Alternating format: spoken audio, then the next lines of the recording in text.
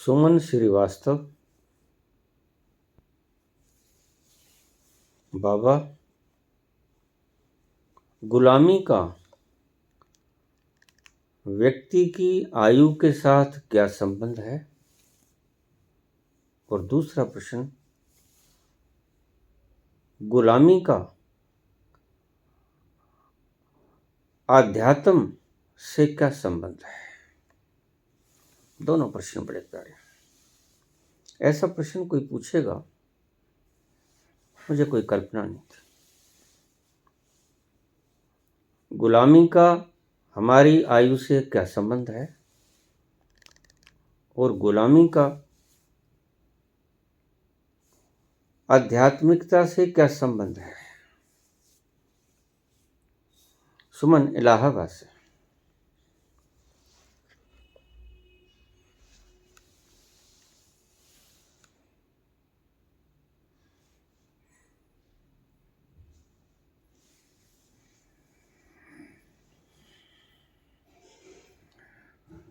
गुलामी तुम्हारी उम्र को घटाती है, यह संबंध है गुलामी का उम्र के साथ। गुलामी तुम्हारी उम्र को घटाती है।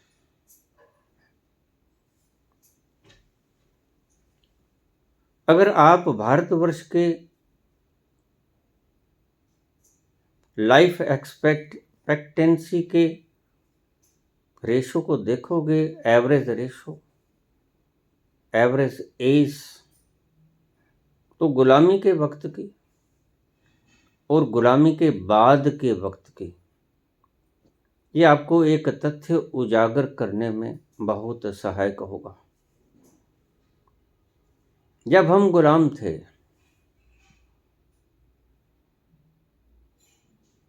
तो एवरेज आयु 1947 में 32 वर्ष थी। एवरेज आयु 32 वर्ष थी और 47 से बाद हम आज़ाद हो गए और उत्तरोत्तर हमारी आयु बढ़ने लगी, बढ़ती बढ़ती बढ़ती बढ़ती आज हम 75वां साल बना चुके हैं आज़ादी का। और आपको जानकर बड़ी हैरानी होगी कि 47 में 32 साल की एवरेज आयु, 50 में 35.21 21 और 50 से बाद 2023 में 70.42, यानी बिल्कुल एक्यूरेट डबल फ्रॉम 1950। 1950 से आज 2023 के बीच में एक्यूरेट डबल 35-21 और 70-42।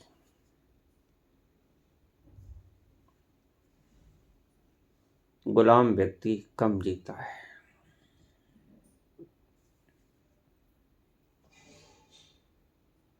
गुलामी तुम्हारे दिमाग पर बोझ, तुम्हारी आयु को सीधा सीधा प्रभावित करती है। ये योग करने वाले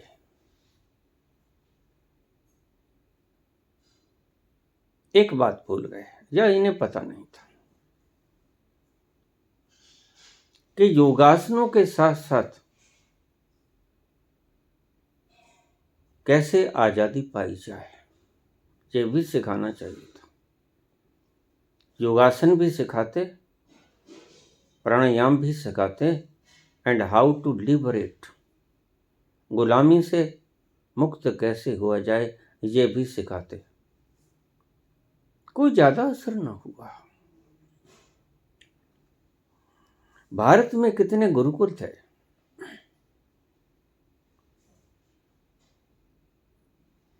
कितने प्राणायाम और योग सिखाने वाले आचार्य थे, लेकिन एवरेज आयु थी 32 पॉइंट समथिंग, 32 साल एवरेज आयु। 47 में जब हम आजाद हुए, और हम जैसे आजाद हुए और गुलामी का सारा बोझ वातावरण में फेंक गया, हमने राहत की सांस ली।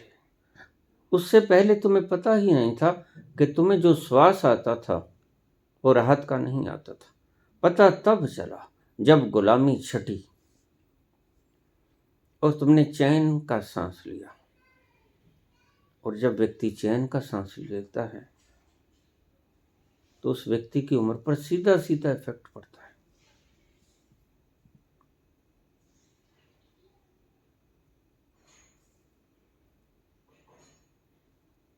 मुझे मेरा पुत्र पूछने लगा कि ये जो लोग रिटायर हो जाते हैं ये मरते ही नहीं। मैंने कहा बिल्कुल ठीक प्रश्न पूछा, क्योंकि रिटायर होने तक कम से कम पढ़ाने जाना है, अपनी ड्यूटी करने जाना है, बैंक में या कहीं भी, इतना सा बोझ तो रहता है। लेकिन जब वो उत्तरदायित्व भी उतर जाता है दिमाग से, तो दिमाग फुल रिलैक्स हो जाता है और उन रिलैक्स क्षणों में व्यक्ति की आयु बढ़ती चली जाती है। इसलिए आप देखना, रिटायरमेंट के बाद जो आदमी जीता है, रिटायरमेंट के बाद, सरकारी नौकरी की रिटायरमेंट के बाद के आंकड़े तैयार रखना, वो मरते ही नहीं, वो जैसे अमर हो गया।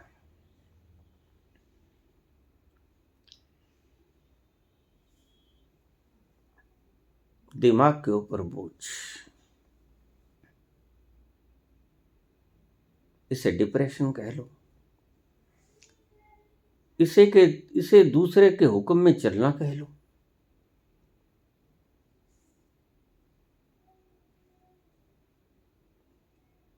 आपकी उम्र को घटाता है। आप आंकड़े देखिएगा, जो मुल्क ज्यादा जिन्होंने स्वतंत्रता मानी, ज्यादा जिए।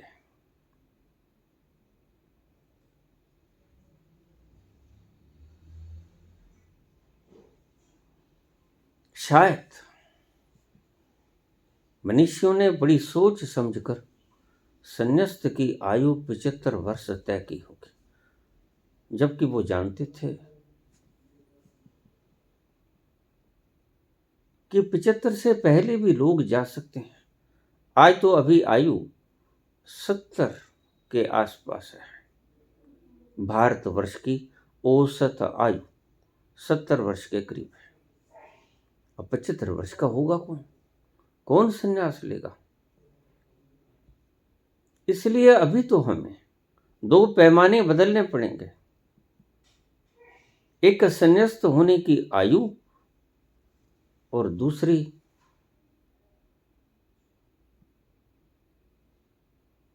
लिबरेशन की आयु, सभी कर्तव्यों से मुक्त होने की आयु। अगर ये दोनों हों तो फिर क्या कहने, फिर ज्यादा उछल कूद करने की आवश्यकता नहीं। ये प्राणायाम, ये आसन वगैरह सहायता के रूप में लिए जा सकते हैं, लेकिन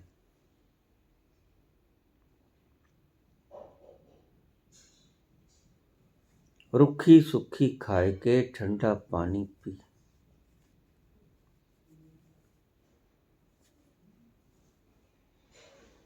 ऐसा कहने वाले लोग 100 साल तक जीते हैं। कबीर की आयु देखो, 100 पार चले गए।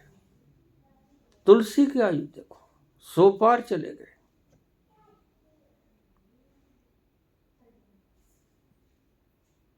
कोई फिक्र न था। आज जो पश्चिम में हवा चल रही है कि 14 वर्ष के बाद बच्चा अपनी मन मर्जी से कहीं भी जा सकता है, यह एक लिबरेशन की तरफ का कदम है। माँ बाप के बोझ से भी मुक्त हुआ बच्चा, वो भी एक बोझ, क्योंकि पुराना दिमाग पुराने ढंग से सोचेगा और आपको गुलामी के अतिरिक्त कुछ ना देगा। इसलिए आज बूढ़े जितना बच्चों को गुलामी दे रहे हैं, उतना और कोई नहीं दे रहा। तुम्हें सबसे ज्यादा गुलामी तुम्हारे बूढ़ों से मिलती है। कोई ताया है,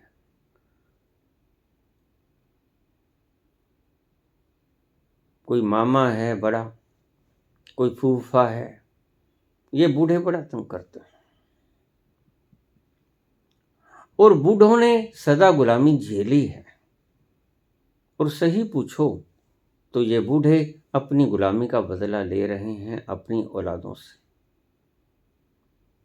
क्योंकि इन्हें भी गुलामी झेलनी पड़ी। आज सास और बहू का रिश्ता थोड़ा थोड़ा प्रिय होना शुरू हुआ है, क्योंकि जो सास जो पिटी अपने जमाने में, दबाया गया उसे, अब बदला लेगी अपनी बहू के साथ। इसलिए पहले की सासुएं ज्यादा क्रूएल हुआ करती थी, आज सासुएं थोड़ा नम्र होने शुरू हो गई। और वक्त आएगा जब सासुएं बहू से डरेगी। वैसे तो आज भी ऐसा होना शुरू हो गया।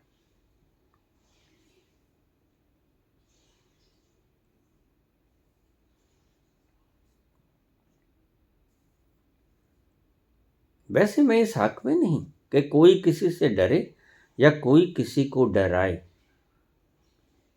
मैं एक नियम की बात बता रहा हूं। पूछा है आपने कि गुलामी का व्यक्ति की आयु पर क्या प्रभाव पड़ता है। गुलामी व्यक्ति की आयु को घटा देती है और आजादी व्यक्ति की आयु को बढ़ा देती है। आपको पता नहीं, आप इसको एक रूटीन का काम समझकर चलते हो।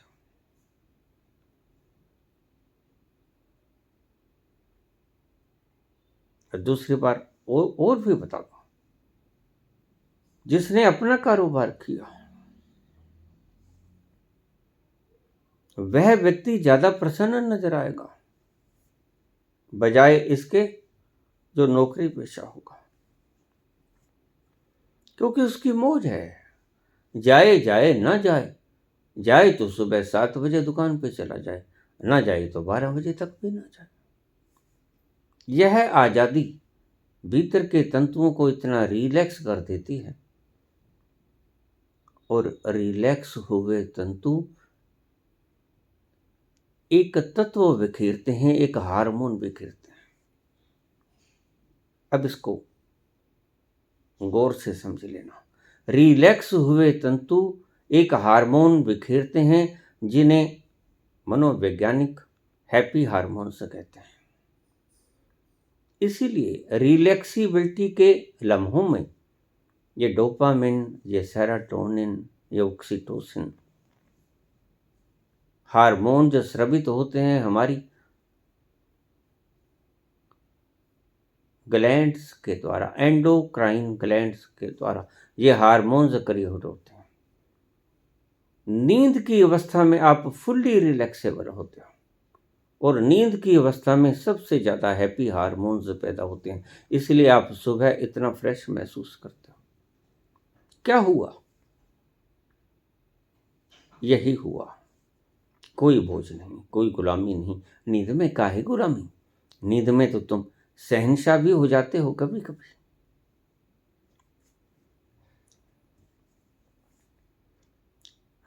नींद की रिलैक्सिबिलिटी आपके भीतर हैप्पी हार्मोन्स पैदा करने का महत कारण बनती है। इसलिए परमात्मा ने बड़ी समझदारी, हर चीज को, कण कण को बड़ा समझदारी से युक्त होकर बनाया। नींद आवश्यक चीज है। सांझ ढलते ही आपके भीतर नींद देने वाले हार्मोन्स पैदा होना शुरू हो जाते हैं, मेलाटोनिन, सेरोटोनिन, और जब सोते हो तो डोपामाइन।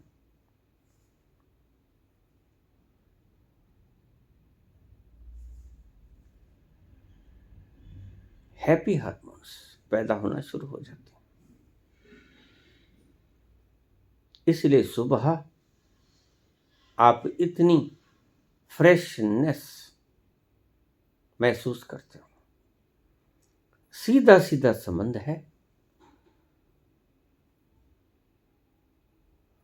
गुलामी का उम्र के साथ और गुलामी का फ्रेशनेस के साथ। ये देखिए, आप दफ्तरों में बैठे हुए लोग तनावग्रस्त, अगर बॉस थोड़ा विनम्र स्वभाव का है तो रिलैक्स रह लेते हैं, और अगर बॉस थोड़ा क्रूअल मिजाज का है तो बेचारे सारे दिन कुड़ते रहते हैं। और ऐसा नहीं है कि जो क्रूअल है उसकी भी उम्र कटती है, क्योंकि क्रूएल्टी के भीतर हैप्पी हार्मोन्स पैदा नहीं होते, हो नहीं सकते। क्रूएल्टी के भीतर जो पैदा होते हैं वो तो वही होते हैं जो आपकी उम्र को घटाते हैं।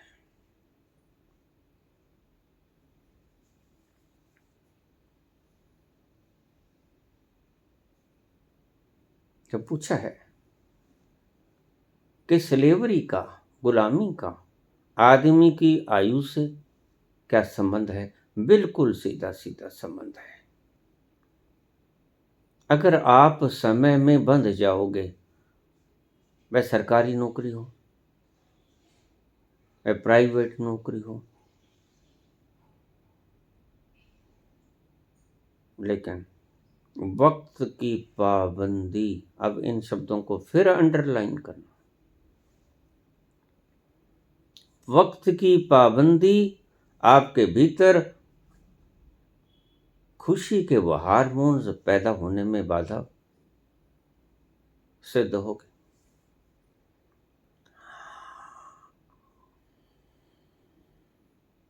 आप मैनेजर हैं और सही 9 बजे पहुंचना है बैंक में, और आप शिक्षक हैं चाहे हेडमास्टर, और सही 7 बजे पहुंचना है स्कूल में, and you are to manage, तो आपको पहुंचना आवश्यक है। आप मरे मरे से जल्दी जल्दी काम निपटाओगे, तैयार होगे, थोड़ा पानी पटक लोगे सर पे, जल्दी से तैयार हो जाओगे और पहुंचोगे स्कूल में। ये जल्दबाजी आपकी आयु को घटा देगी।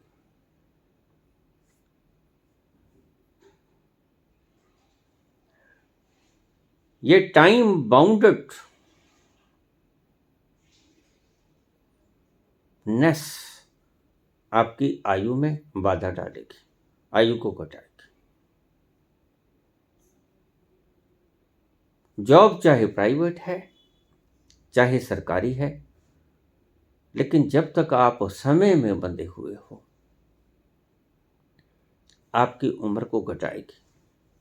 ये आपको पता नहीं चलेगा भीतर क्या हो रहा है हमारे, कब किसने जाना, आपने जाना? आप तो फिक्र करते हो हमारी चाल ठीक हो, क्रीज ना टूट जाए, मुस्कुरा के बोलें।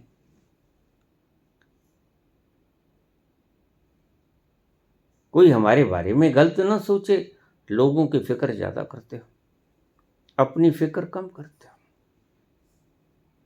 अक्सर एक कहावत है, क्या कहेंगे लोग। आप लोगों की फिक्र ज्यादा करते हो, अपनी फिक्र कम करते हो। जिस दिन मानवता ने अपनी फिक्र करनी शुरू कर दी, लोग लाख चिल्लाए जाएं तुम तो बड़े स्वार्थी हो, लेकिन तुम्हारे कानों पर जूं भी ना सरके। इस आनंद में स्वार्थी कहलाना बड़ा शुभ लगता है।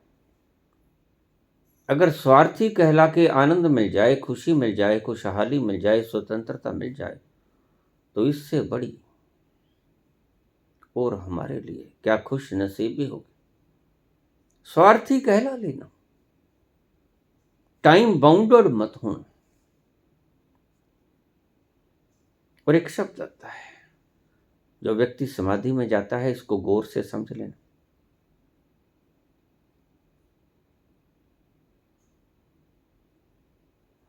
दो घटनाएं घटती हैं समाधि के भीतर जाने में।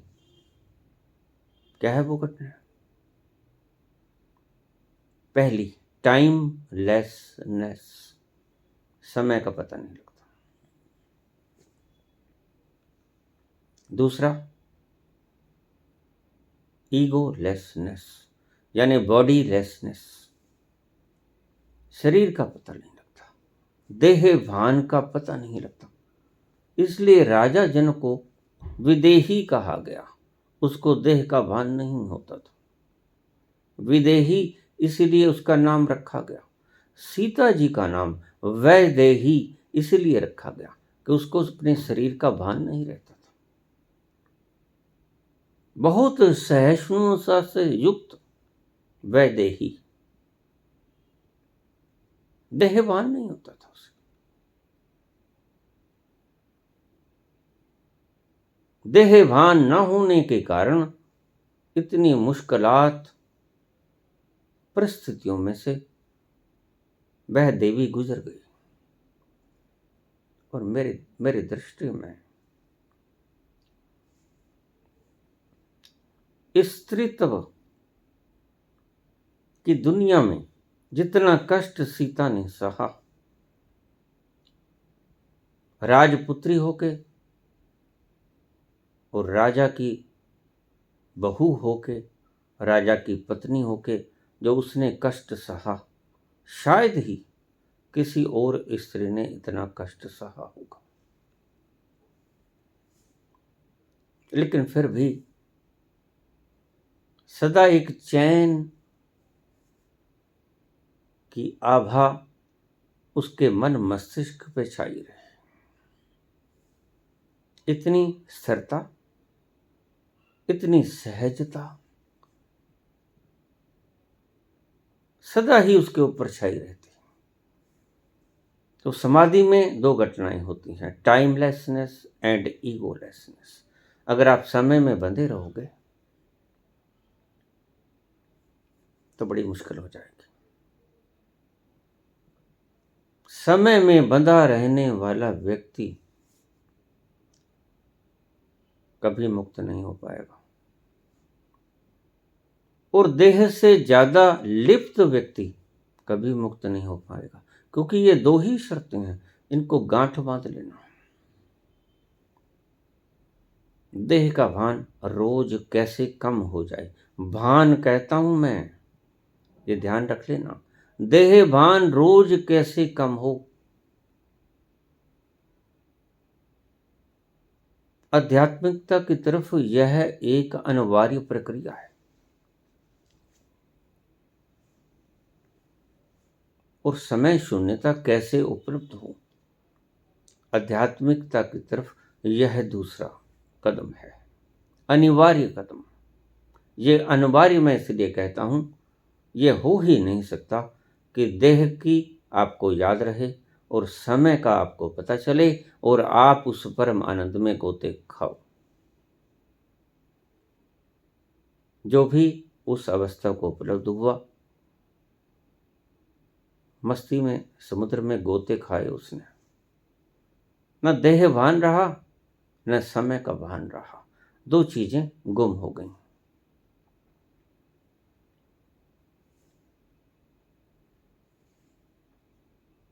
मुझे लोग पूछ लेते हैं, जनक इतनी जल्दी क्यों पहुंचे?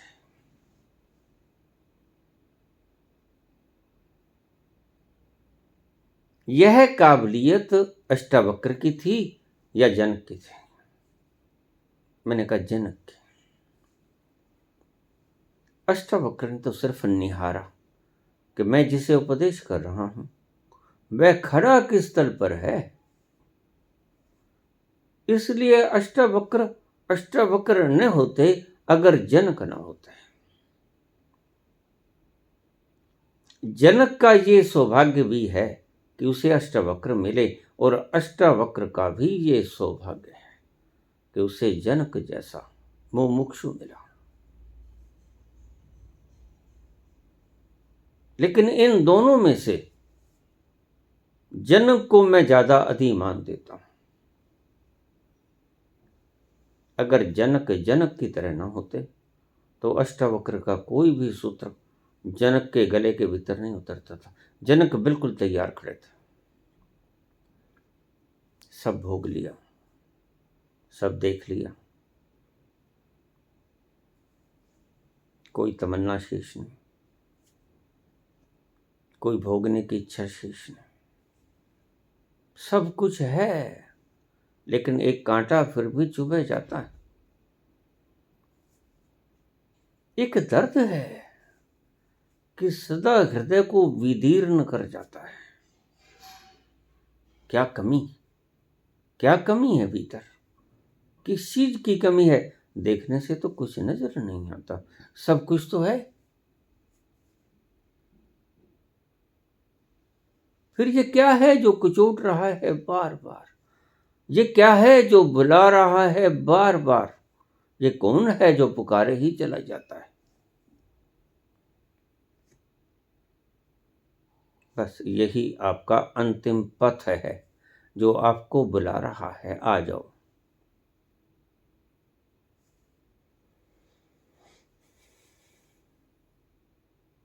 आप पहचान नहीं पाते इस आवाज को।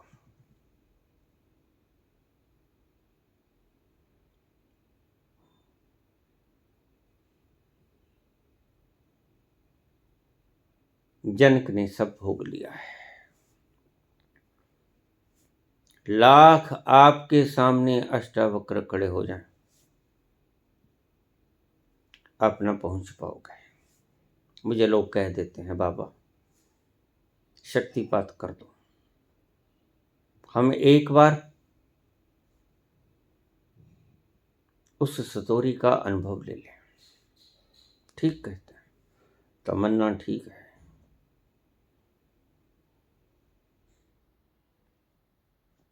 लेकिन क्या करूं? पात्र गंदा है। फेंक भी दूंगा तो वह शक्ति अपव्यय हो जाएगी। कितना ही सुंदर पौष्टिक भोजन आप कर लो, कितना ही एनर्जेटिक भोजन आप ले लो, और अगर उस भोजन से पैदा हुई शक्ति को आपने अपव्यय कर दिया, यानी विकारों में नष्ट कर दिया, काम में, क्रोध में, लोभ में, मोह में, अहंकार में, मद में, मत्सर में, तो फिर उस एनर्जी के प्रोड्यूस करने का फायदा क्या हुआ? ज्यादा पौष्टिक भोजन का फायदा क्या हुआ अगर आपने अपव्यय कर दिया? आज बहुत से गुरु समझा रहे हैं,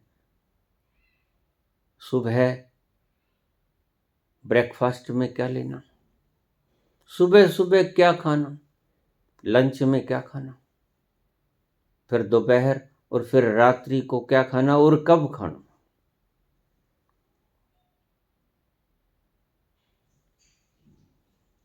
और कितना जी पाते हैं लोग?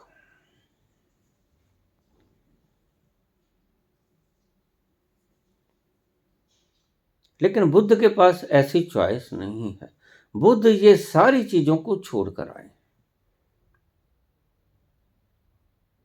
बुद्ध ये चॉइस नहीं रख सकते कि मैं ब्रेकफास्ट में क्या लूं, लंच में क्या लूं और डिनर में क्या लूं। उससे तो जो मिल गया भिक्षा पात्र में, बस वही प्रसाद है ईश्वर का। उसमें प्रोटीन कम हो ज़्यादा हो, कार्बोहाइड्रेट फैट कम हो ज़्यादा हो, वाइटामिन्स मिनरल्स कम हो ज़्यादा हो, कोई फर्क नहीं पड़ता।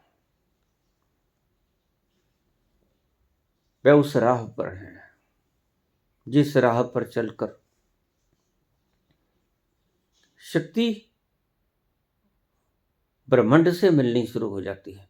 अब ये बात आपको बड़ी लड़ेगी। थोड़े से भोजन में काम चला लेंगे, क्योंकि आप शक्ति का अपव्यय ना करोगे।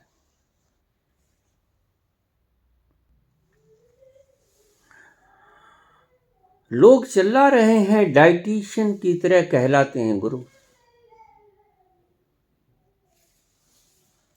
आध्यात्मिक गुरु, और बुद्ध को इस चीज की कोई फिक्र नहीं। और मजे की बात है कि बुद्ध 80 वर्ष तक जीते हैं, और वो तब जीते हैं जब उन्हें जहर दे दिया गया।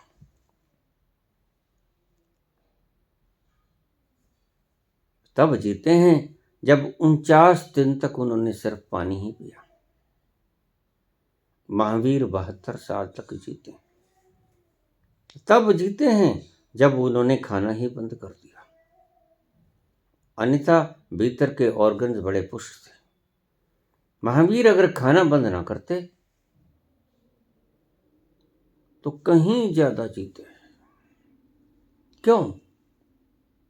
क्योंकि लिबरेशन, यह उन्मुक्तता,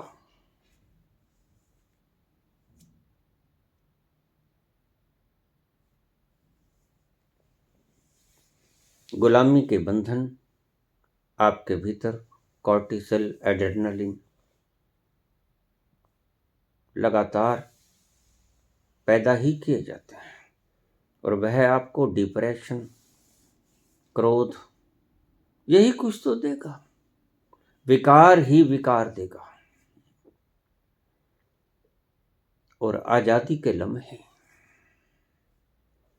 आपके भीतर, ये जो साइंटिफिक रोज चिल्ला रहे हैं मनोवैज्ञानिक, हैप्पी हार्मोन्स, ऐसे करो, ब्रह्मांड में से ऐसे खींचो, वैसे खींचो, रोज नए नए विज्ञान पैदा हो रहे हैं।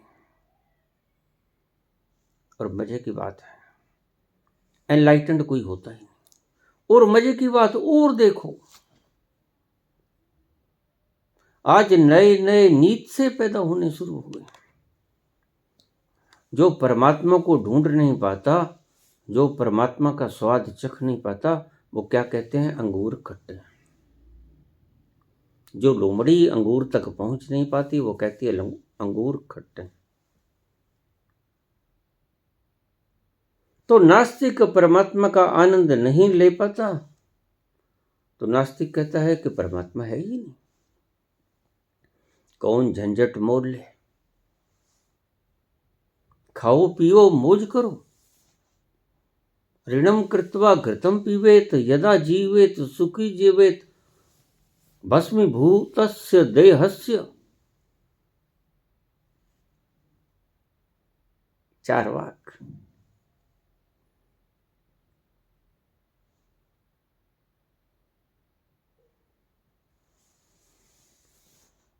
यह देह भस्म हो जाती है ऋणकर्ता की, ऋण लेने वालों की और ऋण देने वाले की।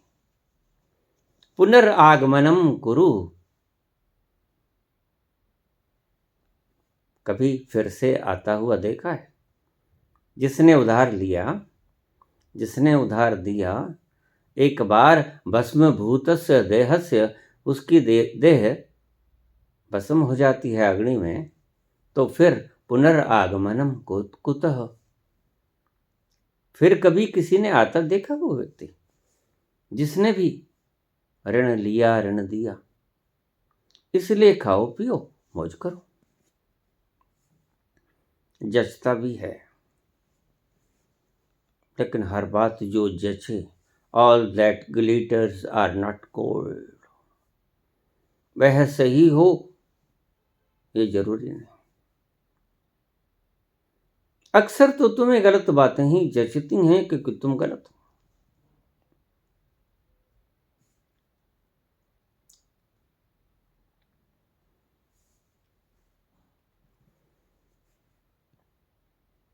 गुलामी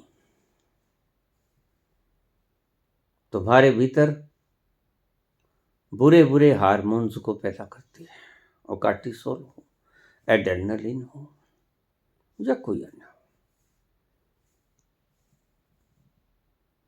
और लिबरेशन,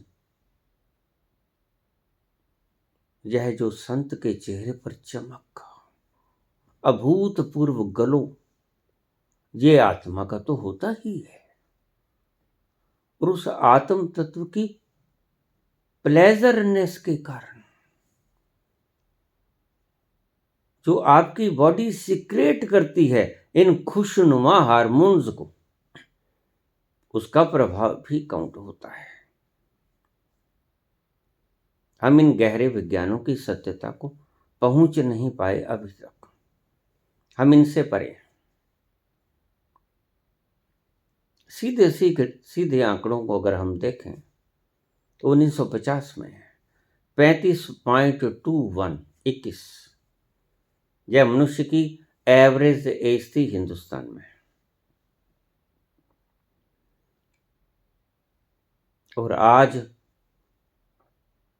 35-21 से बढ़कर डबल 70.42 एवरेज एक व्यक्ति जीता है 70 साल। ये कारण दुनिया मुक्त हो रही है। यह ब्रिटिश उपनिवेश ने बड़ा धक्का किया लोगों की उम्रों को घटाने में। उनकी उम्र भी छीन के ले गए, उनके धन खजाने भी छीन के ले गए, उनका चैन भी छीन के ले गए। और अपनी तानाशाही के बल पर, यद्यपि इनकी संख्या बड़ी कम थी, क्या खाक संख्या थी इनकी, जिस पर राज्य किया उनको मरवाया। द्वितीय विश्व युद्ध में हिंदुस्तान के 20 लाख सैनिक झोंक दिए इसने। द्वितीय विश्व युद्ध में जिसमें से 87,000 सैनिक मारे, तो कौन मरे? ब्रिटिश के कितने आदमी मरे?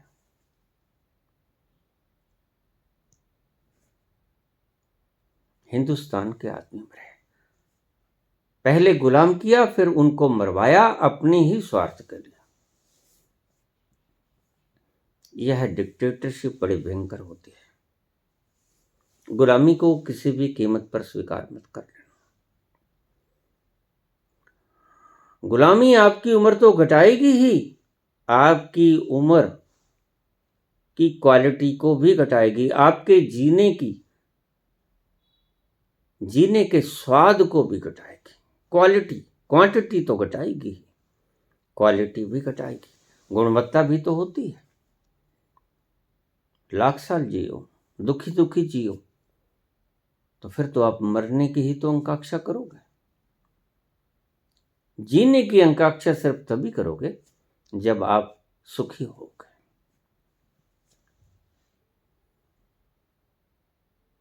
तो ब्रिटिश राज्य में हमारी उम्र कितनी थी हिंदुस्तान की? 35-32।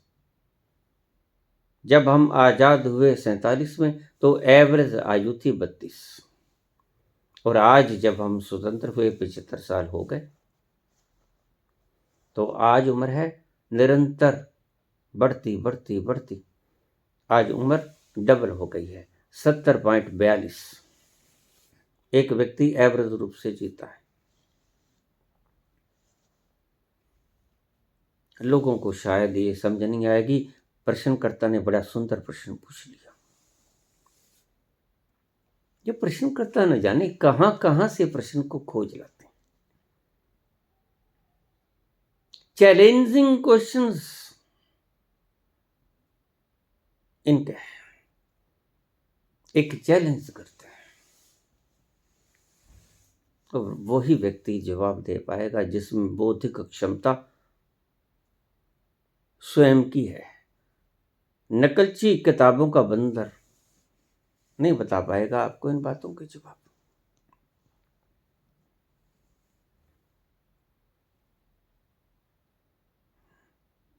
सिर्फ लंबा जीना ही मत सीखो, वह तो लंबा जीना तो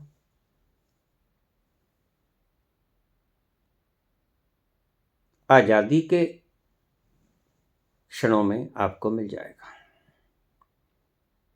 लेकिन और भी आज़ादी है, राहतें और भी हैं वसल की राहत के सिवा, और भी दुख हैं जमाने में मोहब्बत के सिवा। ऐसा मत समझो कि अकेले बाहर से ही हम गुलाम ना हों। पहली बात, बाहर से तो गुलाम बिल्कुल मत होना। तुम्हें कोई भोजन दे और गुलाम बनाए, ये स्वीकार मत करना तो ज़्यादा अच्छा है। मरते ही हो तो बात अलग है। और ये राजनीतिक लोग आपको मरने की कगार पे ले आते हैं, फिर आपको रोटी का टुकड़ा दिखलाते हैं। आपकी जीभ लपालप करती है और पेट मांगता है, गुटर गूं पेट के भीतर, तो आप लपक के वो रोटी पकड़ लेते हो। क्या करो? आज़ादी बाद में देखी जाएगी, पहले जरूरत। जिएंगे तो आज़ादी भी मान लेंगे। और राजनीतिकों का जो बहुत दुष्ट राजनीतिक होते हैं, वह आपको सबसे पहले भूखमरी देते हैं। इन बातों को ध्यान से समझ लेना। जो चालाक राजनीतिक होते हैं, जो सदा से काबिज रहना चाहते हैं सत्ता पे, वह आपको सबसे पहले क्या करेंगे? भूखमरी देंगे। उसका उपाय कुछ भी ढूंढ लें, भूखमरी देंगे। महंगाई कर दें, चीजों की शॉर्टेज कर दें, कुछ भी कर दें।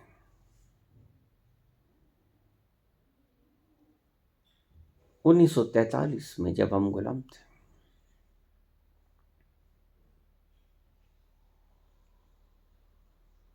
विंस्टन चर्चिल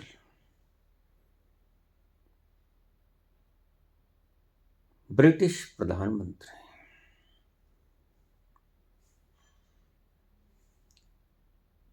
बंगाल में चावल खाया जाता है, आप सबको पता है, चावल मछली, चावल मछली।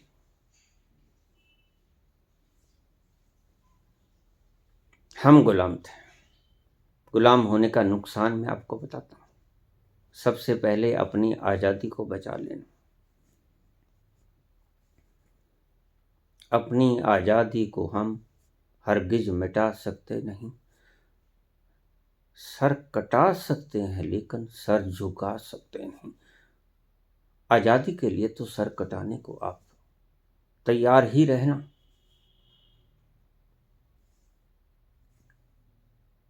अन्यथा सर कटा कटाया है। गुलाम का जीवन भी क्या चुरमरा सा मुरमरा सा कोई जीवन होता है? अरे सड़ा सड़ा गला गला कोई जीवन होता है क्या? गुलामी का जीवन तो आदमी न जिए तो ज्यादा बढ़िया। सबसे पहले अपनी आजादी को बचाना। और ये तानाशाह लोग हाकिम बनने की चाह जो पाल लेते हैं और जिन्हें मौत का पता नहीं होता, भूल जाते हैं कि जनता अगर हमें गद्दी दे भी देगी तो मौत से गद्दी कब तक बचाओगे? मौत से व्यक्ति कुछ नहीं छीन सकता, जनता से छीना जा सकता है।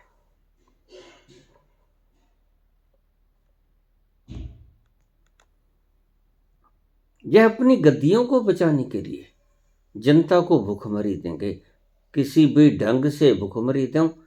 प्रत्येक राजतंत्र का, प्रत्येक तानाशाह का प्रजा को गुलाम बनाने का तरीका निराला हो सकता है, लेकिन तुम इन चालों को जितनी जल्दी समझ जाओ उतना ही शुभ है।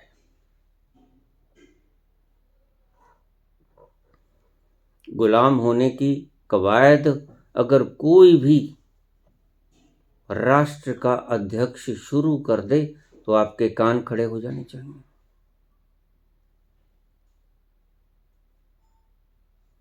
कि यह व्यक्ति इस मीठे फल को खिलाकर हमें गुलामी की कुड़वाहट देने चला, इसका रास्ता गुलामी तक जाता है। और ध्यान रखना, डायन पहले दूसरों के घरों के बच्चे खाती है, फिर अपने ही घरों के बच्चे खा लेती है। मेरे इन शब्दों को याद रख लेना। जो दूसरों के घरों के बच्चे को खाएगी डायन, भूख तो फिर भी लगेगी, फिर उसकी तमन्ना बढ़ेगी नहीं, लत पड़ जाएगी बच्चों को खाने की, फिर वो दूसरों के बच्चे खाएगी, अपने भी खाएगी।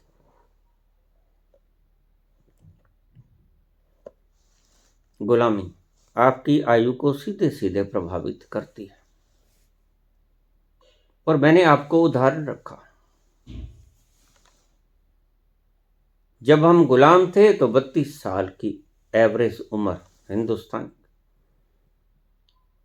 और संख्या भी, जनसंख्या भी कम थी, हम मात्र 33 करोड़ थे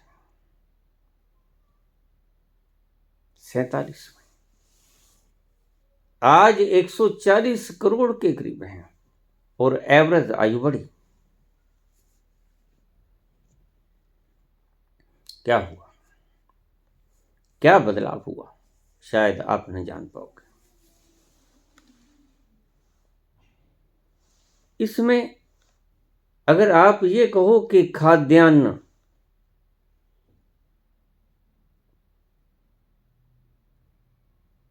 हमने डाइट लेना शुरू कर दिया, नहीं, डाइट तो पहले जैसी थी ऑर्गेनिक वैसी आज है ही नहीं। पहली बात, पेस्टिसाइड युक्त आज डाइट है, वह वैसे ही सेहत को खराब कर देती है। डाइट वैसी कहाँ है हिंदुस्तान के पास? शुद्ध घी आज कहाँ मिलता है? शुद्ध दूध आज कहाँ मिलता है? शुद्धता है ही नहीं। शुद्धता तो खरीद ली गई है डॉलरों की चमक दिखा के, रुपयों की चमक दिखा के।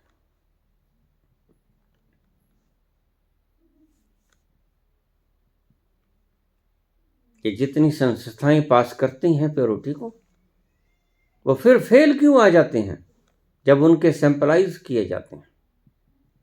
इसका अर्थ साफ है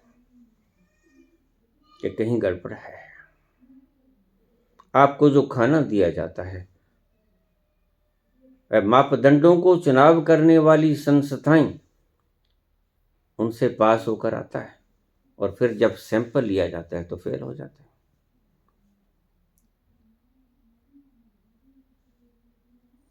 डाइट का योगदान तो है, लेकिन डाइट का योगदान इतना नहीं है जितना आप समझते हो। डाइट तो बल्कि मेरी दृष्टि से आगे से ज्यादा विकृत हुई। कहाँ था चाउमीन, पिज्जा, बर्गर? था।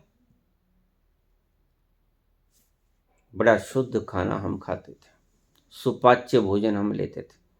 हमें याद है बचपन का वो सिर्फ रोटियां इतनी स्वादिष्ट लगती थी, जब माता उसको बलेट कर नमक मिर्च लगा के हमें देते थे।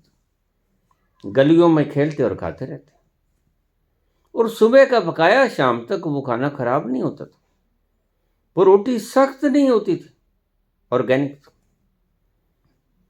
आज तो आप तवे से उतारते हो रोटी और वो खत्म, मुरझानी शुरू हो जाती है।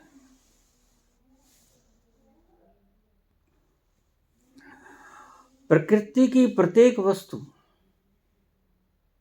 प्रकृति की प्रत्येक रचना हमें कुछ ना कुछ सिखाती है। कुत्ते से सीखो वफादारी,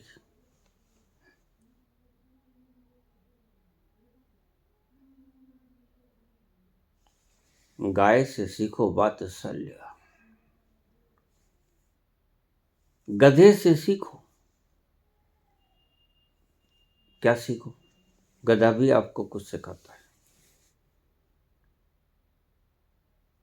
आज अगर कुछ कह दिया, एक परिवार चिड़ियाघर में चला गया, छोटे छोटे बच्चे थे, सारा चिड़ियाघर देखा, और क्या हुआ अचानक उस दिन सभी जू के पशु पक्षी सभी खुश थे, बस एक गधा।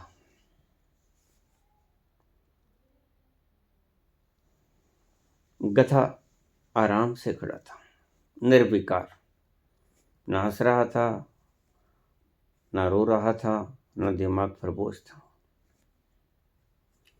इसलिए करीब करीब आखिरी मनुष्य का जब चेतना का विकास होता है तो आखिरी जीवन करीब करीब गधे का होता है। करीब करीब कह रहा हूँ। वैसे गाय का भी हो सकता है, कुत्ते का भी हो सकता है। आखिरी जीवन इन सेंसिटिव प्राणियों में से किसी का भी हो सकता है। वहां से छलांग ली जाती है। गधा चुप करके खड़ा था। गधे से एक बहुत महत्वपूर्ण संदेश लेने की आवश्यकता है। काम करो, खूब काम करो, लेकिन एक विशेषता है, बोझा ढो, लेकिन शरीर से ढो, दिमाग से नहीं। तुम्हारा काम उल्टा है। तुम शरीर से बोझा नहीं ढोते, तुम दिमाग से बोझा ढोते हो। यहीं उलट हो गए। अकेला गधा खड़ा है। वो न हंस रहा है, न रो रहा है, सीरियस भी नहीं, बस मौज में है, प्रकृति में है। और परिवार ने आधा जू देख लिया, बाकी आधा जू कल देखेंगे। सारे जानवर हंस रहे हैं। क्या चिड़िया, क्या कोयल, क्या कौवा, कोई शेर, कोई हाथी, सभी खुश हा हा हा हा कर रहे हैं, खूब मुस्कुरा रहे हैं। और दूसरे दिन पे ही वो फिर वही परिवार उसी चिड़ियाघर में। और क्या देखते हैं कि आज सभी खामोश हैं। अकेला गधा हंस रहा है, जोर जोर के, खूब हंस रहा है। अरे क्या हो गया? बाकी सारे, छोटा बच्चा पूछता है मम्मी से, मम्मी ये कल सारे बाकी हंस रहे थे और गधा, और आज अकेला गधा हंस रहा है और बाकी? बेटा मुझे भी नहीं पता ये क्या हो गया।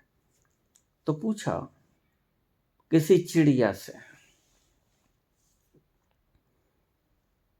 कि क्या है, कल ऐसा था आज ऐसा है।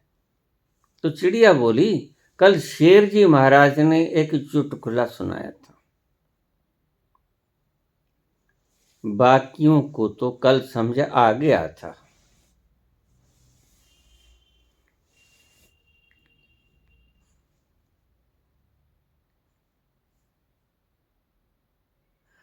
गधे को आज समझाया है।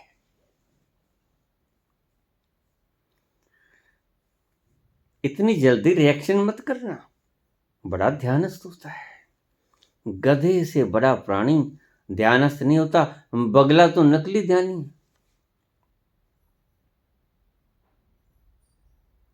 सबसे ज्यादा नॉन रिएक्टिव गधा होता है। गधे से सीखो नॉन रिएक्टिवनेस। एक कहानी पढ़ रहा था मैं आध्यात्मिक प्रवचन में।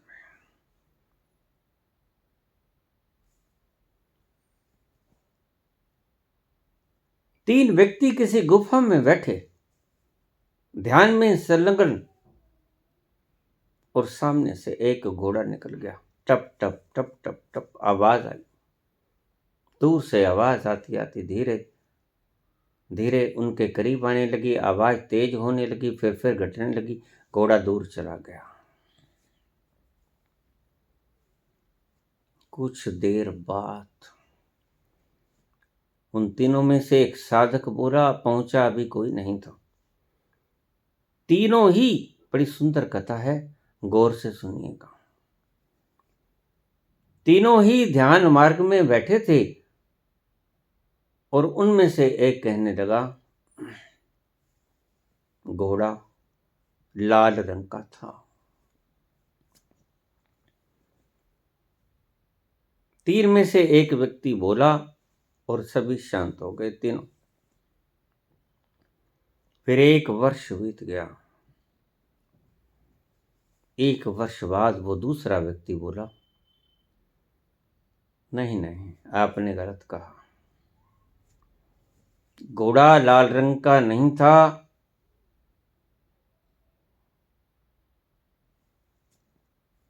घोड़ा पीले रंग का था।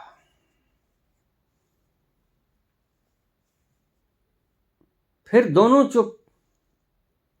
तीसरा तो चुप था ही। पूरे गौर से सुन लेना इस कहानी को। एक वर्ष फिर बीता, आराम से तीनों बैठे रहे। एक वर्ष बीतने के बाद तीसरा व्यक्ति जो रह गया था, साधक, कहने लगा, देखो भाई, अगर ऐसे ही बहसबाजी करनी है घोड़े के रंगों पे तो मैं तो चला। यह है साधक की निशानी, साधक की अनिवार्य गुणवत्ता, धैर्य, परम धैर्य। एक बात का रिएक्शन साल बाद, एक बात का रिएक्शन 2 साल बाद, तत्क्षण रिएक्शन। अगर साधना के मार्ग पे चलना है तो इस कहानी से सबक लेने योग्य बहुत कुछ है। हीरे मोती भरे पड़े हैं आध्यात्म के लिए इस कहानी में। घोड़ा लाल रंग का था, नहीं घोड़ा लाल रंग का नहीं, पीले रंग का था। और फिर अगर ऐसा ही झगड़ा करना है घोड़े के रंगों पे तो मैं तो चला।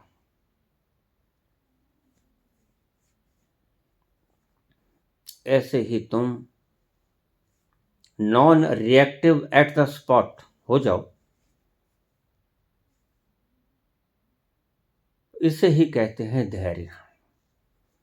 और यह धैर्य और प्रतीक्षा तुम्हें उस मुकाम तक ले जाएगी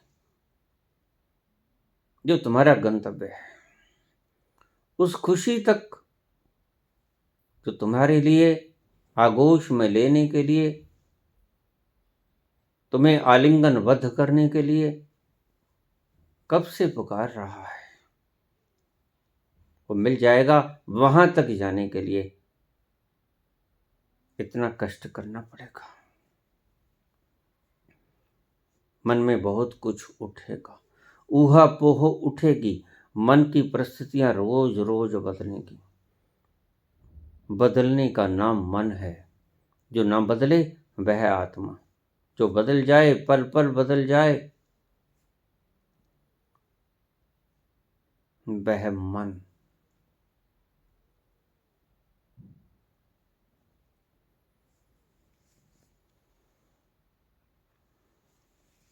मन लोभी, मन लालची, जल्दी पहुंच जाने का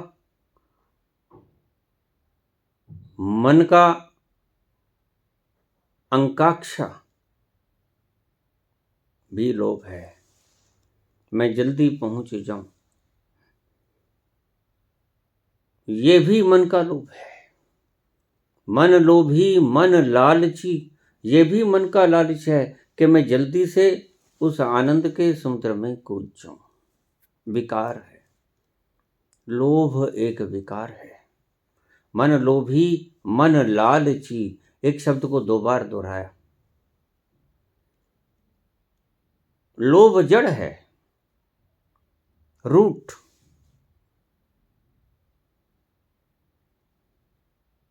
आपको देरी करवाने के लिए। जल्दी मत करना, क्योंकि वह जिसके पास पहुंच रहे हो उसने कभी जल्दी नहीं की। उसमें बड़ा स्थायित्व है, उसमें गहरा ठहराव है जहां आपने पहुंचना है। और ठहराव तक पहुंचने के लिए जल्दबाजी से काम न चलेगा। ठहराव की आवश्यकता होगी, बिल्कुल उतना ही जितना उसका स्वभाव में ठहराव है। आपको भी उतने ही ठहराव पैदा करने होंगे। मन लोभी, मन लालची, मन चंचल, मन चोर। मन इधर उधर भटकने को आतुर रहता है। चलो, क्या कर रहे हो बैठे? अरे ये मंदिर में क्या कर रहे हो? चलो थोड़ी दुकान खोल लो, कोई ग्राहक मुड़ गया होगा। अरे बैठे बैठे क्या कर रहे हो? ताशी खेल लो, मनोरंजन हो जाएगा। मन चंचल, चलो थोड़ी फिल्म देखें, आज कौन सी लगी? मन चोर, छुपाना चाहता है, अपने भीतर की वेदना को छुपाना चाहता है। आपने देखा, लोग जो घरों में अगर वास्तविकता देखनी हो तो अचानक से उनके पास जाना, आपको वास्तविकता का पता चल जाएगा। जो मियाँ बीवी बाहर हंसते खेलते आपको नजर आते हैं, घर में उनके हाथों में चप्पलें और जूते मिलेंगे।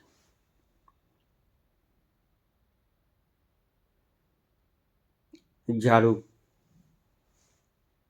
बेलन, ये कुछ मिलेगा आपको। ये पिट के आते हैं बाहर एक दूसरे से,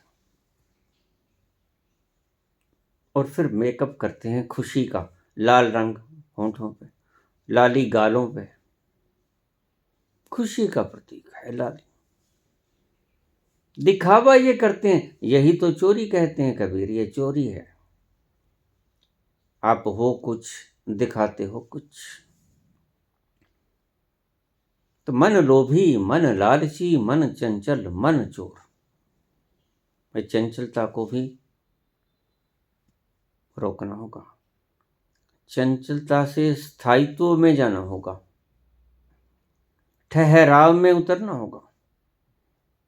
मन चोर, जैसे हो वैसे, नगन महावीर की तरह। फिर चोरी ना हो सके, खुली किताब हो जाओगे। तुम जो हो वो हो।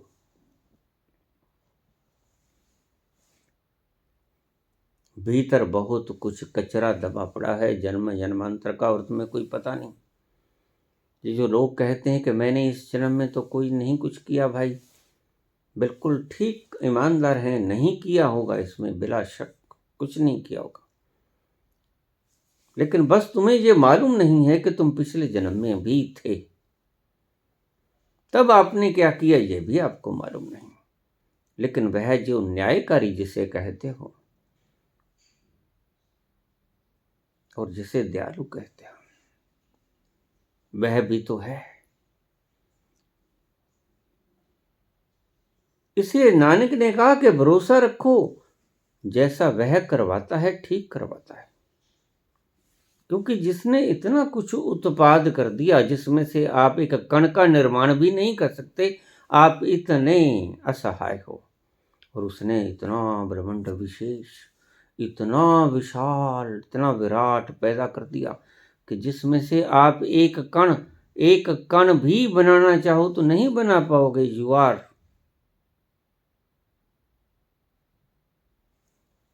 हेल्पलेस,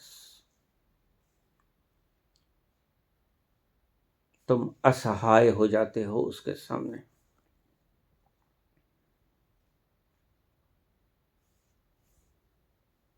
मन के मते न चालिए, पलक पलक मन और। मन तो आज कुछ है, फिर कुछ है, फिर कुछ है, पलक पलक, पल पल पे बदलता है मन। तो क्या करें मन के साथ? मन ही की तो तकलीफ है। 100% लोगों को मन ही की तकलीफ है, बताएं ना बताएं। थोड़ी देर के लिए रुक जाता होगा, लेकिन बाकी भी तो समय होता है। बाकी क्या होता है?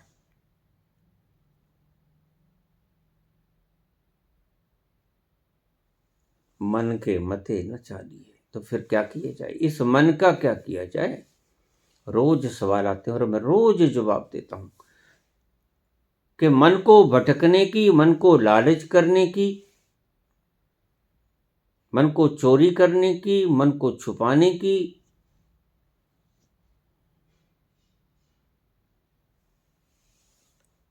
मन को चलने की ताकत देना बंद कर दो।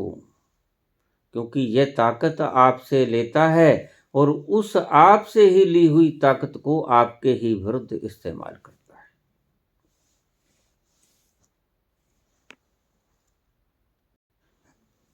गोरख कहते हैं, हंसीबा खेलीबा रहीबा रंग। हंसो, खेलो, रंग में रहो, मस्ती में रहो, रंगे रहो उसके आगोश से, उसकी मस्ती से। वह मस्ती है। हंसी बा खेली बा रही बा रंग, उसके रंग में रहो, रंगे रहो, मस्त रहो। काम क्रोध न करीबा संग, ये बड़ा प्यारा शब्द है। काम उठेगा, स्वभाव है, नेचुरली। अपना तो झगड़ा करना, न दबाना, न्यूट्रल बने रहना। काम क्रोध न करीबा संग, विकारों के संग मत हो जाना। विकारों के संग मत हो जाना, क्योंकि ये विकार ऊर्जा है आपकी ही दी हुई मन को। उनके संग मत हो लेना, उनके पीछे मत चल लेना। और आज सारी दुनिया दुखी ही इसलिए, जिसको तुम एंजॉयमेंट कहते हो, वो एंजॉयमेंट है कहाँ?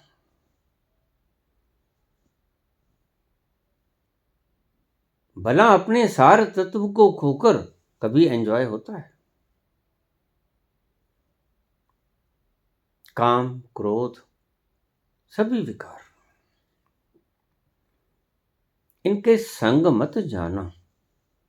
हंसना खेलना, मस्त रहना, हंसी बा खेली बा रही बा रंग, अपने रंग में रहो, मस्ती में रहो, मौज में रहो, आनंद में रहो, उसका आस्वादन करते रहो। काम क्रोध न करीबा संग, काम क्रोध तो आएंगे, देखिए, ध्यान रखना इस बात का। इतने समझदार गोरख, गोरख ने नहीं कहा कि इनको दबा लेना, बड़ा प्यारा शब्द बोला, और बिल्कुल स्ट्रेट लाइन में उपदेश जाता है। लेकिन आप समझ कहाँ पाते हो, आप तो सुपरेस करते हो, उसके ऊपर पहरा बिठा लेते हो। अभी पिछले दिनों मैंने डाली जब वीडियो, तो एक समझदार व्यक्ति का कमेंट आया, हा हा हा हा हा,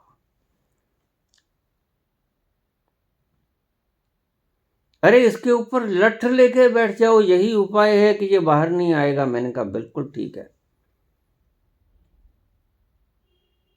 फिर पुत्र, तुम जैसे लोग ही ये जो पागल खानों में बंद हैं या इन धामों के अंदर शोर मचा रहे हैं, ये तुम जैसे ही लोग हैं। दमित वासनाओं से ये बीमारियां पैदा होती हैं, जो आज कोई, देखिए आप वहां जाकर, आप साक्षी होकर नजारा देखिए इनका। किसी भी धाम में चले जाइए, बागेश्वर चले जाइए, सालासर चले जाइए, मेहंदीपुर चले जाइए,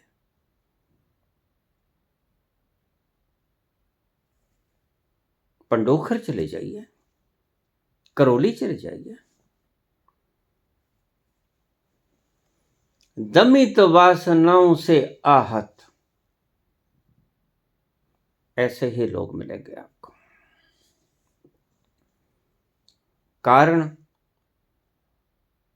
हम गंवार हैं, हमें शिक्षा तो कभी दी ही नहीं गई।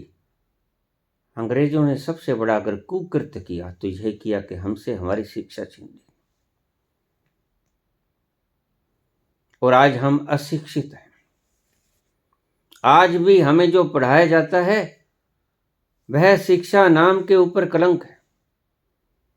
सही शिक्षा हमें आज भी नहीं मिलती। जो मनुष्य के बच्चे को सिखा देना चाहिए, उसमें जरा भी कुछ ऐसा नहीं है जो मनुष्य के बच्चे को सिखा देने योग्य हो।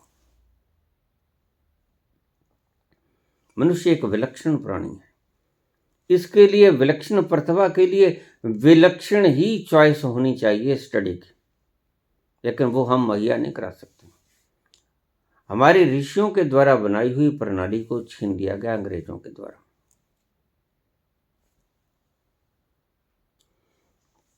अगर इन दमित वासनाओं के शिकार लोगों को देखना हो, तो जो मैंने आपको स्थान बताए वहां पर देखना इनके नजारे।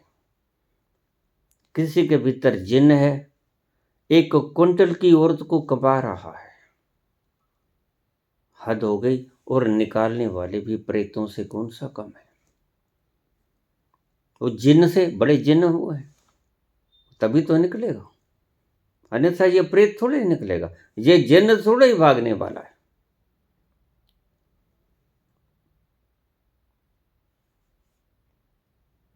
ये दमित वासनाओं के शिकार लोग ऐसे ही स्थानों पर आपको उपलब्ध होंगे। अभी मैं देख रहा था, कल परसों एक आयोजन हुआ मुफ्त रुद्राक्ष देने का। उसकी कुछ खासियतें बताई गईं और उसको ऐसे प्रचारित किया गया कि जैसे ये कल्प वृक्ष से लगा हुआ रुद्राक्ष हो, जो मांगोगे वही मिलेगा। और इतनी जनता, ये हमारी अशिक्षितता का परिणाम है। अन्यथा इतने बुद्धू लोग आप किसी देश में नहीं पाओगे। बस थोड़ी सी बात, थोड़ा सा लोभ आपको दे दिया जाए, और वही लोभ त्यागने को गोरख कह रहे हैं। हंसीबा खेलीबा रहीबा रंग, काम क्रोध न करीबा संग। मन लोभी मन लालची, मन चंचल मन चोर। मन के मते न चालिए, पलक पलक मन और। इसके पीछे मत चलिए, कभी काम सामने ले आएगा, कभी क्रोध सामने ले आएगा, कभी वासना, कभी लोभ, कभी विकार, किसी और अन्य अन्य तरीकों के विकार। लेकिन एक सूत्र बड़ा सुंदर बताते हैं गोरख। वो कहते हैं सब आने दो, नेचुरल प्रोसेसेस आर देयर। ये सभी प्राकृतिक घटनाएं हैं, आएंगी ही, इनको आने दो, तुम्हारा क्या लेते हैं। बस कृपा करो, इनके संग मत हो लो। मुश्किलात तब पैदा होती है, इनके आने से कोई मुश्किलात पैदा नहीं होती, ये तो आएंगे ही। अब शरीर के ऊपर बचपन भी आएगी, जवानी भी आएगी, प्रौढ़ता भी आएगी, और वृद्धावस्था भी आएगी, और शरीर मरेगा भी। लेकिन जब आप इन अवस्थाओं को खुद का होना मान लोगे, तब मुश्किलात पैदा होगी। जब तुम मानोगे कि मैं वृद्ध हो गया, तुम तो कभी वृद्ध होते ही नहीं। तुम तो नित्य नूतन हो, सदा जवां हो, सदा जैसे हो वैसे ही हो। तुम न कभी बूढ़े हुए, न कभी बच्चे थे, न कभी जन्मे, न कभी मरे। हंसीबा खेलीबा रहीबा रंग। कहाँ रंग में रहते हो आप? रंग की एक क्षण की मस्ती के लिए आप तक बोल लेते हो। बड़ी हैरानी की बात। इतनी वासना की बेहोशी में जीवन की भी परवाह न रहे। अभी रोज आप देखते हो कितने ही कठिन कानून बना दिए गए बलात्कार के मामले में। कहाँ रुका? फांसी दे दो, चढ़ जाएंगे।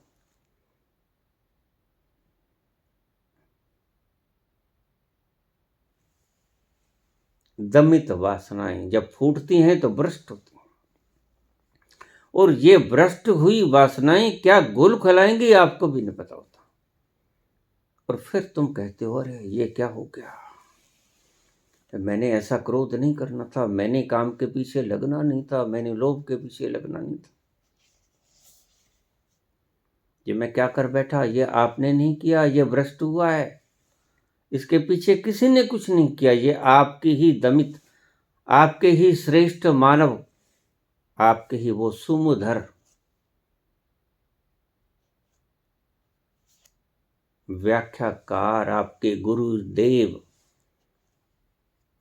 आपके रास्ते को बताने वाले मार्गदर्शक, ये उनका है सारा पचड़ा जो उन्होंने समझाया कि लठ लेके बैठे रहना।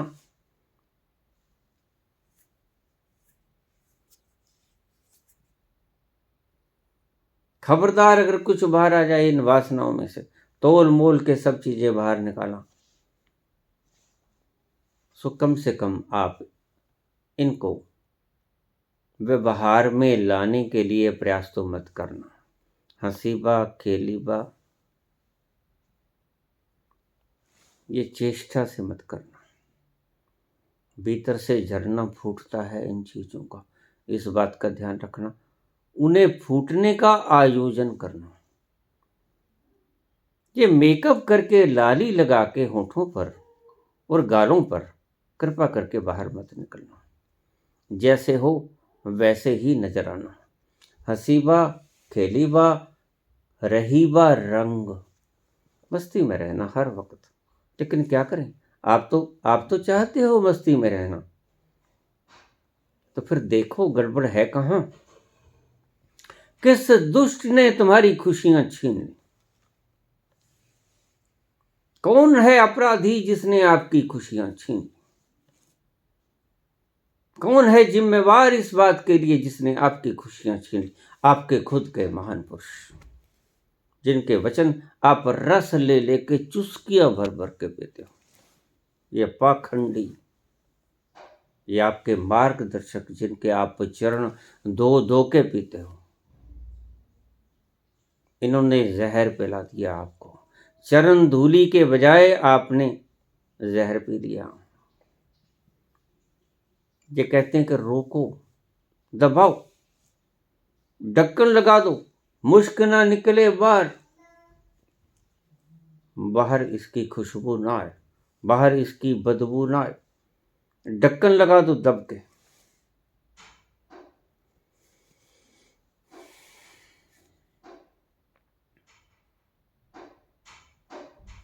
लेकिन बड़ा शानदार सूत्र बताते हैं गोरख, अगर इसको ठीक से समझा जाए और इस पर ठीक से अमल किया जाए। हंसीबा खेलीबा रहीबा रंग, उसकी मस्ती में रंगे रहो 24 घंटे। वह मौजूद है। नीत्शे कहता है गॉड इज डेड, लेकिन नहीं, मरा नहीं। उसको ऐसा ही लगा होगा, लगने दो। मार्कस कहता है परमात्मा को मैं ऐसे को क्यों मानूं जो हमें खाने को रोटी नहीं देता।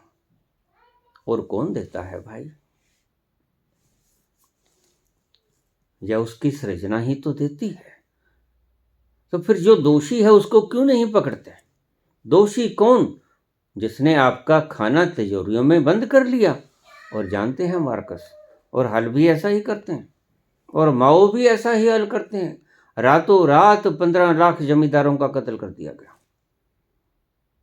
हिंदुस्तान 1000 साल से ज्यादा गुलाम रहा, सिर्फ अपनी दमित वासनाओं के कारण, अपने इन महान पुरुषों के कारण। शिक्षाएं गलत थीं, लेकिन चीन कभी गुलाम नहीं रहा। चीन का एक हिस्सा आर्थिक रूप से गुलाम हुआ 1840 में, लेकिन वह कोई गुलामी न थी। बहुत शीघ्र ही वह मुक्त भी हो गया।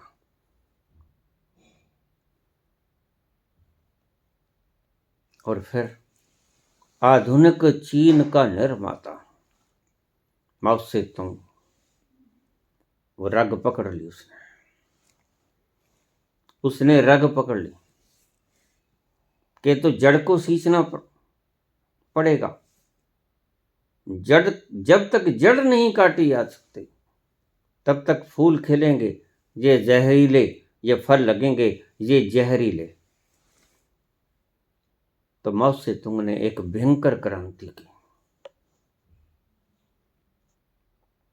15 लाख जमींदार लैंडलॉर्ड्स रात भर में कत्ल कर दिए गए। उसके पास जो पूंजी थी वो गरीबों में बांट दी गई, और आधुनिक चीन जो अमेरिका को लाल आंखें दिखाता है,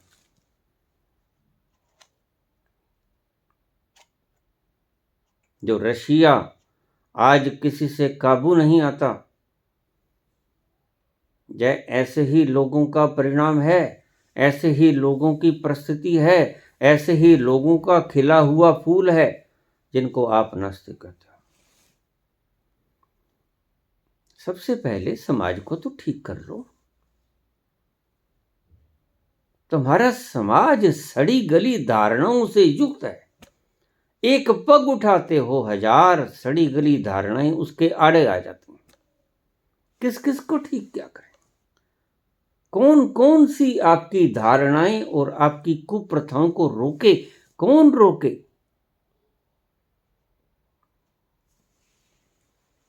आज चीन और रशिया में जो ताकत है,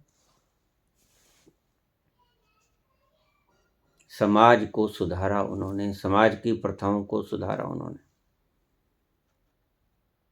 और अमेरिका और चीन और रशिया अगर ये मिल जाएं तो एक बड़ा सुंदर कॉम्बिनेशन बनेगा। सबका पेट भरा होगा, सबके शरीर की बुनियादी जरूरतें पूरी होंगी और सबके मनस तानाशाही से मुक्त होंगे। इनमें से एक भी पक्ष लिया तो अधूरा रह जाएगा। मैं आपको बता दूं, ना अमेरिका समग्र है, ना चाइना और रशिया समग्र है। इन तीनों को अगर मिला तो आप माओ सेतुंग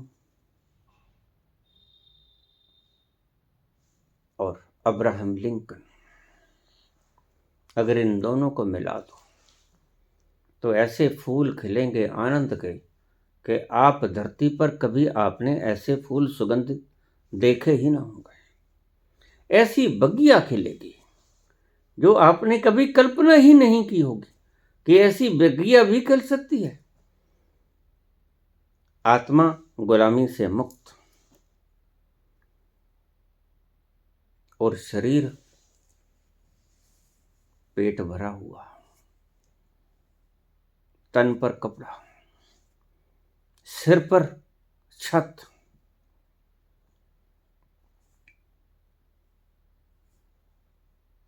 अगर ऐसा हो जाए, काश आपका पेट भरा हो और आपकी मनस की स्वतंत्रता कोई छीने ना, तो बुद्धत्व ज्यादा दूर नहीं है।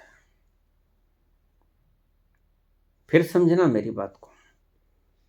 आपका पेट भरा हो, तन ढका हो, सर पर छत हो और आपका दिमाग किसी तानाशाह ने बांध ना दिया हो मूढ़ नियमों के द्वारा। देखिए, जो अनिवार्य नियम हैं वो तो होने ही चाहिए, उसको तो हम संविधान कहते हैं, वो तो होनी ही चाहिए। लेकिन एक मूढ़ धारणाएं होती हैं।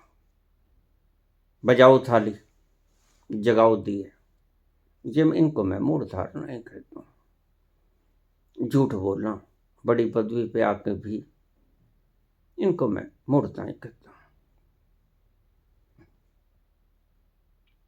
कि हमें आज नहीं कल तिरोहित करने होंगे।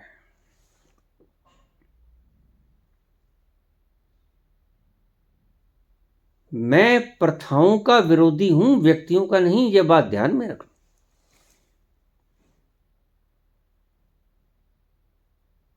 मैं हुक्मरानों का विरोधी नहीं। मैं हुक्मरानों द्वारा किए गए हुक्मों का विरोध करता हूं जो गलत, जो आपको बंधन देते हैं और वो बंधन नाजायज है। देखिए, किसी को हत्या करने से रोका जाए, बिल्कुल ठीक है, संविधान है।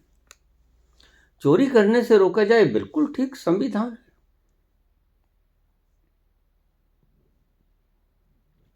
लेकिन किसी को एक शब्द सत्य का बोलने ना दिया जाए, यह तो संविधान नहीं कहता।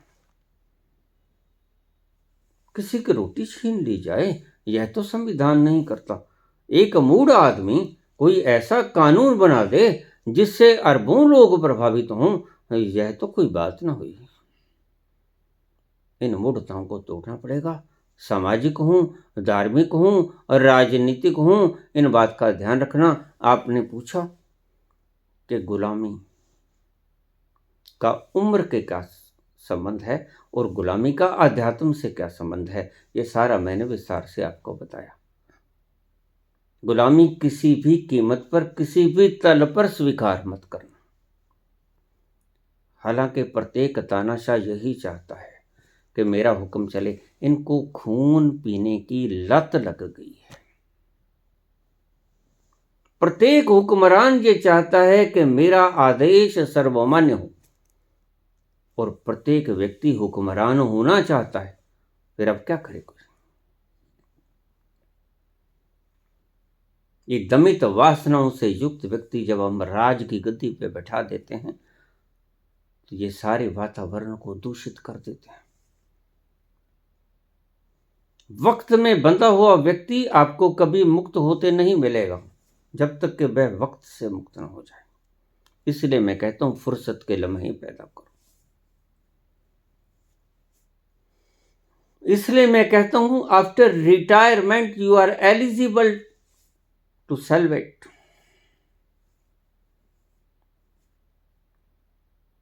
क्यों? क्योंकि भार मुक्त हुए, अब कुछ करना नहीं। कर्म धर्म पूरे किए, कर्ज फर्ज पूरे किए, अब आ जाओ इन राहों में। वह भी पुकार रहा है कब से। अब आपने सब कुछ कर लिया पूरा, और चलो अब इन राहों पे चलो। अब इन मस्ती का रंग, इसमें रंग जाओ। तो गुलामी ऐसे ऐसे गुल खिलाती है आपके लिए। न मन को गुलाम, न शरीर को गुलाम, और न ही आत्मा को गुलामी से बांधने की चेष्टा करना। विनाश ही विनाश है। तीनों प्रकार की गुलामी, किसी भी प्रकार की गुलामी विनाशक है।